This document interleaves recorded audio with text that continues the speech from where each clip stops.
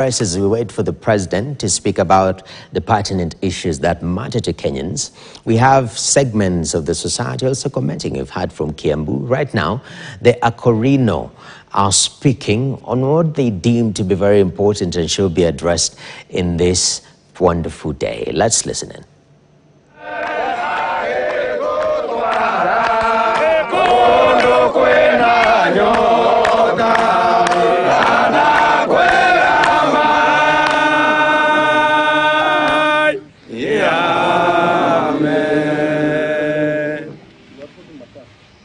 Good afternoon, everyone.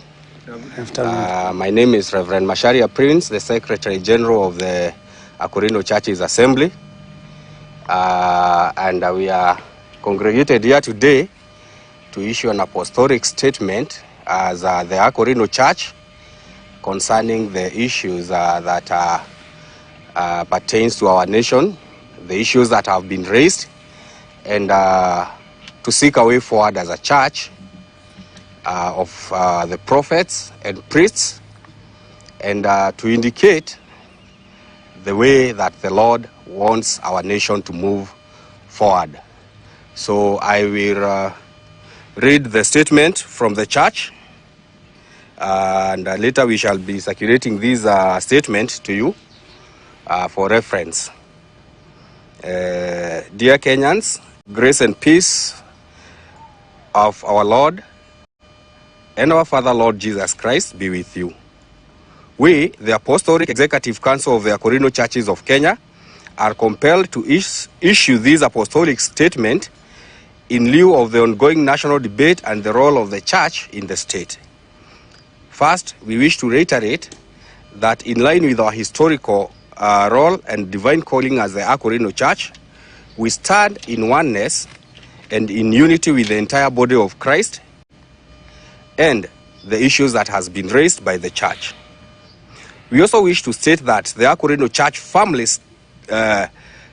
family reiterates that the concerns raised by our brethren from the Catholic Church and other churches are varied, sincere, and genuine, and they reflect the general concerns of the citizens of our beloved republic. We also wish to state that the church, in raising these concerns, is not an enemy of the state or the government. Neither do we purpose to act as the opposition arm of the government, but we do this as concerned citizens to correct a younger brother. The church must not be seen as if it's in fight with the government of the day or fighting the government's agenda, but we are following the principle espoused in the Holy Scriptures that an open rebuke is better than secret affection, and that better are the faithful words of a friend than the kisses of a deceitful enemy. Thus, the church must not be viewed as an enemy or as the opposition arm of the government, but as a faithful friend who corrects a friend when they miss a step. The Holy Scriptures in the book of Proverbs 12, verse 1, also teaches us that he who loves discipline loves counsel, but he who hates correction is ignorant. Thus, we wish to call upon the President to heed to the calls of the church and call for a multi-sectoral, consultative, and engagement forum to address the concerns raised from various quarters and to seek a lasting solution to the myriad challenges that we face as a nation.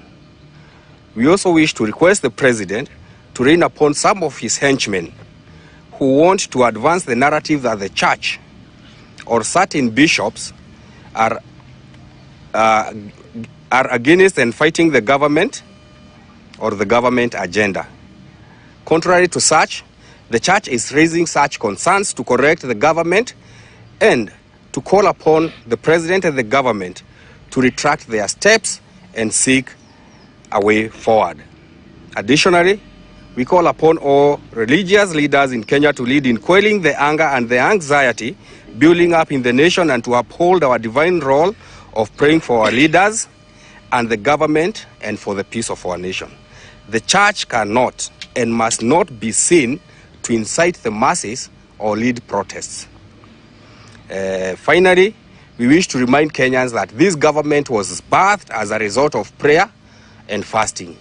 We called upon God to give us leaders that befit us. We cannot call God to correction. These are the leaders we begot ourselves, and we must do everything to correct them when they go astray and to work with them.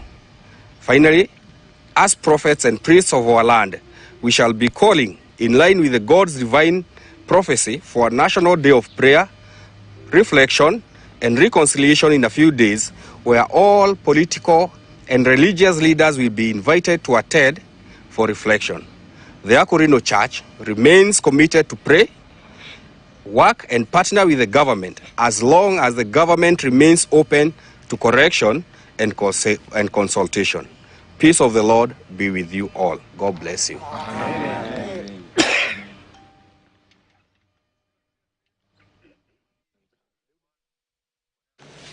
All right, there we have a statement from the Akarino